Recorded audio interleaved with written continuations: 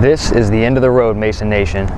Good evening and welcome to the Courtside Seats postgame show. I am Cody Norman here for the last time of the 2012-2013 season with Mason basketball, as the Patriots just lost their final game 67-69 on a buzzer-beating layup by Jonathan Lee of the Northeastern Huskies.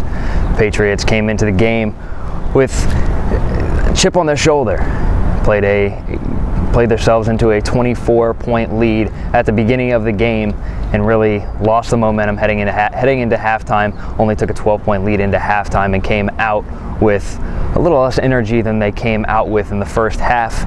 Credit to Northeastern for an outstanding game coming in. We knew the Northeastern Huskies, the number one seed in this tournament, were going to be tough to handle. This was a tough team.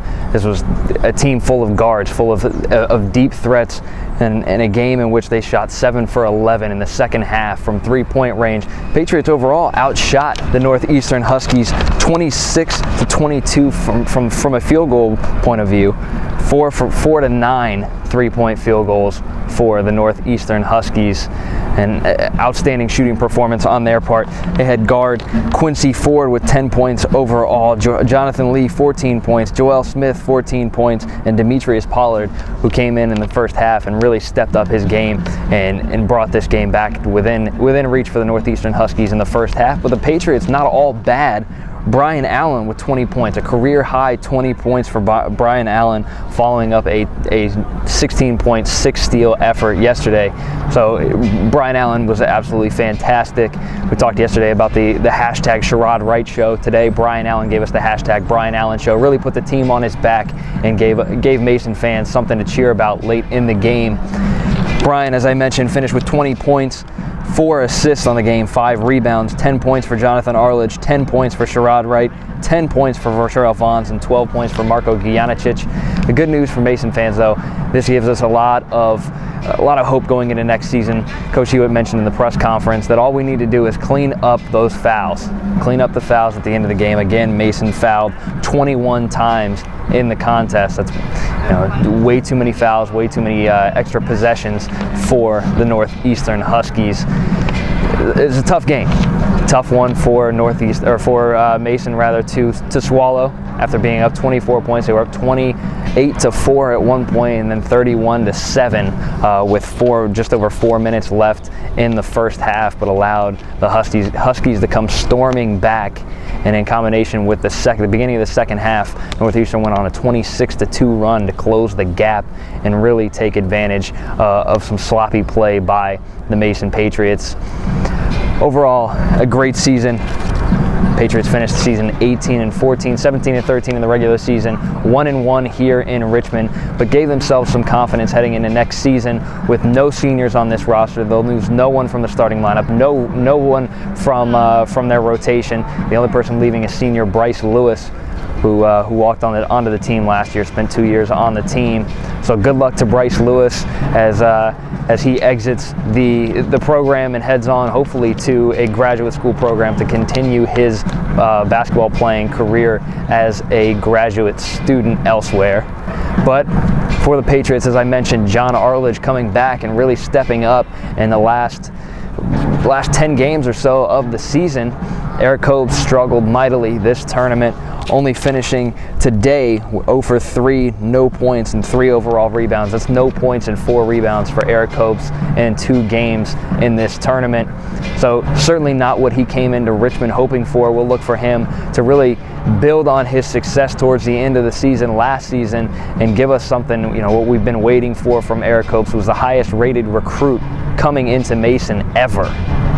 So that's a year under Eric Copes' belt, a year under Marko Gujanicic's belt, and a year under Patrick Holloway's belt, our sharpshooter. Mason fans have a lot to look forward to going into next season. Brian Allen, of course, and Corey Edwards. Coach Hewitt, as we mentioned yesterday, talked about how it took him a year and a half to figure out that Brian Allen was an absolutely outstanding perimeter player, or wing player rather. So Patriot fans, don't get down. Keep on coming back. Let's go ahead and take a look at some highlights from today's game, and I'll be right back with you with some keys to success and, of course, our tournament player of the game.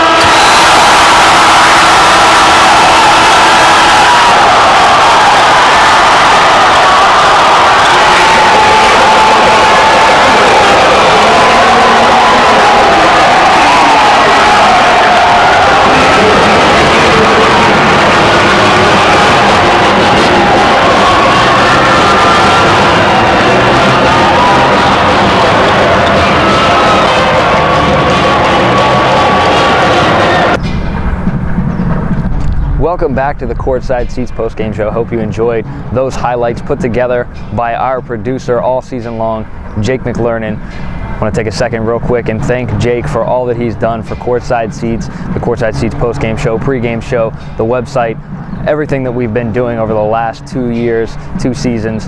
Thank you, big thank you to Jake McLernan for that. Let's take a look at our keys to success. First key all season long has been to spread the ball and spread the scoring. The Patriots really did an outstanding job of that today. As I mentioned before, John Arledge, we had 5 guys in double figures today. 10 points for Arledge, 20 points for Brian Allen, 10 points for Sherrod Wright, 10 for Vertrell Vaughns, and 20 for Marko Gujanicic. Problem was he got into foul trouble a little bit too late. One key stat for me though was that 5 of our first 7 field goals came off of assists from either Brian Allen, Corey Edwards, or of the like, but we only finished the game with 11 assists. So after those first 7 field goals, only 6 assists following that, which would have been an issue. We only had 3 assists yesterday. So my next key was to win the transition ball game. We were outscored 27-19 off of turnovers yesterday. Those 11 steals yesterday were huge. Only 6 steals today, unfortunately, with 20 turnovers. So really that's what allowed Northeastern to get back into the game, was turning the ball over too late, especially late in the first half. The Patriots coughed it up a few times and really allowed Northeastern to get back into the game and close the gap to 12 heading into the second half rather. And That was the story of the game. The third key is attack the rim and get to the line. Maybe it should have been all season long to stop putting others on the line, as Northeastern really was 16 for 24. So okay free throw shooting on their part is what really allowed us to stay in the ball game late. But 16 for 24 times to the line is way too many times, especially when you're committing, as I mentioned before, 21 fouls. Mason only 11 for 13 from the free throw line after going 20 for 22 yesterday. 22 was the number all season long.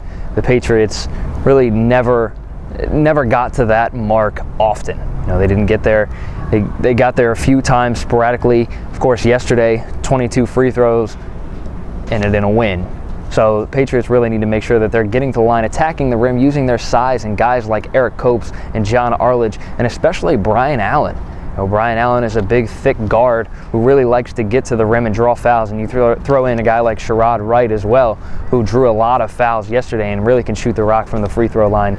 And the Patriots, that's really the key to success. Finally, our last key, or rather, Patriots 11th for 13, as I mentioned before, from the free throw line. Finally, we'll take a look at our player of the tournament. That was Brian Allen. I said before in our preview show at the Green Turtle that Brian Allen was really going to have to step up and be the catalyst to this team's success heading into the tournament. And Brian, of course, yesterday 16 points, 6 steals was just that. Was an outstanding force for the Patriots. Today, 20 points, 4 assists, 1 steal, 5 rebounds, really filling up the stat sheet, but most importantly, 9 for 12. So he's an efficient 20-point effort for Brian Allen. That really should give him some confidence heading into next season, especially playing alongside Corey Edwards on the perimeter at that wing position with Sherrod Wright. Those two guys, really, I look for them to be a dynamic force heading into the 2013-2014 season. But that's all for us today. We thank you for watching. We thank you for following us all season long at Mason_Courtside. Make sure you keep the faith, Patriot fans, and we'll see you next season for Courtside Seats.